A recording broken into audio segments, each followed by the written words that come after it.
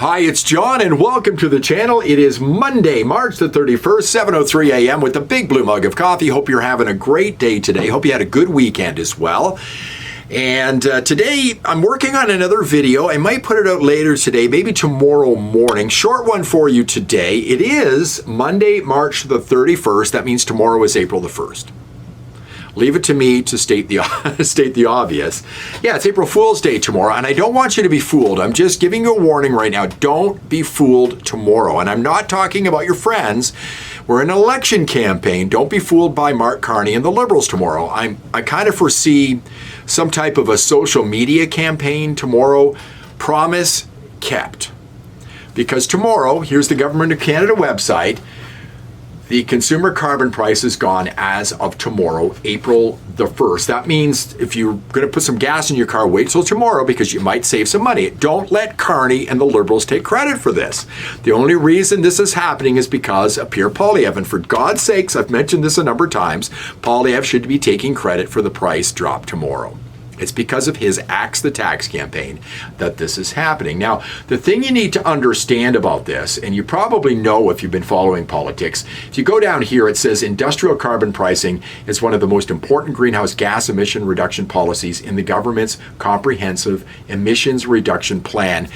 Carney is going to continue to use the industrial carbon tax against you.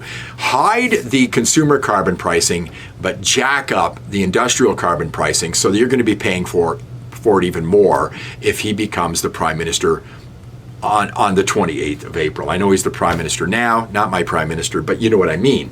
But the thing is you're going to need to understand is the climate change thing is probably going to be ramped up over the next 28 days. It hasn't been an issue. I've said that Poilievre needs to make it an issue. He needs to denounce net zero, make Carney defend net zero. It's what he's all about. Make him live up to his own book of rules. Saul Alinsky, rule number 4 that I mentioned yesterday. But watch for the media to start running cover for Carney on this particular issue. When it comes to climate change, they're already doing it. Here it is right here at the CBC website. What's at stake is Canada's industrial carbon pricing rules face political headwinds. It's because Poilievre has said he's getting rid of industrial carbon pricing, and Carney says he's keeping it on. So watch for that as well. Now, the thing about this is Carney can't even explain what his plan is. If you've heard him, and he's tried to explain it a couple of times, you'd think he'd be ready for it.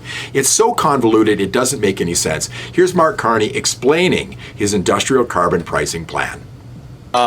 So our plan, and in fact the regime that's in place in Canada, and a variant of this regime is in place. There are some variances, you know, Tonda, between the provinces, but a variant of this linked to California is in place with Quebec and British Columbia, is to have a form of price for the largest, on carbon, for the largest emitters, said differently, the largest polluters. Now, what we are doing is changing that system or improving that system so that the price that's paid can be reduced by so-called carbon credits that are allocated. We are adding additional ones. We will be adding additional ones that ensure that the polluters are paying so that Canadians can receive support to reduce their own emissions. So it's a more efficient system. It works better for the large polluters. It works better for Canadians. Carney's had a couple of opportunities to explain this plan of his, and each time he muffs it. I have no idea what he's talking about. I have a saying, if in doubt, leave it out. I think we're better off going with Pierre Poilievre with no industrial carbon tax.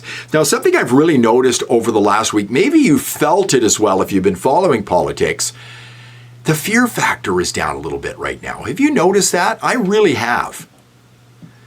Donald Trump hasn't been floating out the 51st state thing so much over the last couple of days. I think that's because there was a talk the other day with Mark Carney. Now, I'm not giving Carney too much credit for this. I'm not sure what they have on Donald Trump. It's possible. Moussa Malouz had a great video on this yesterday. Not going to get into it, but it's possible Carney's got something on Trump dealing with his son-in-law, Jared Kushner. But Trump has been very quiet. And if he doesn't say a lot about 51st state over the next, 28 days or so before the election, that fear factor is going to continue to go down. And the Liberals have been running on fear. It's the only thing they've got. Everything they've got, they've stolen from Pierre Poilievre. I'm wondering how they're going to steal his capital gains tax plan that he rolled out yesterday when Carney took the day off. And how Carney's going to take credit for something like that.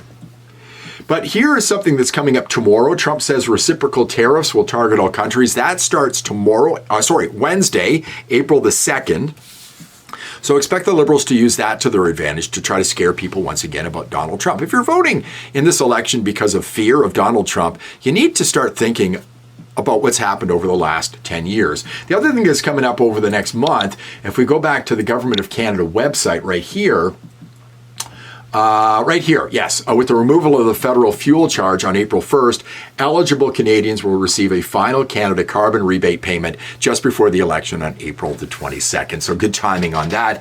I think Google handed out $100 million just prior to the election as well to journalists in this country, which is great timing as well. I think that's election interference. But tomorrow, if you wait to buy your gas tomorrow and the prices are down, what I want you to do, after you take the handle out of the gas tank and you're done filling up your car, thank Pierre Poilievre for the savings on your gas tomorrow, because it's all because of him. Don't let the Liberals take credit for the cut in your gas prices tomorrow. It's because of Axe the Tax. Thanks for watching. If you like the video, please give me a thumbs up, subscribe to the channel, ring the bell for notifications. We're getting close to 25,000 here, so subscribe. I really would appreciate it, and I'll see you in the next one.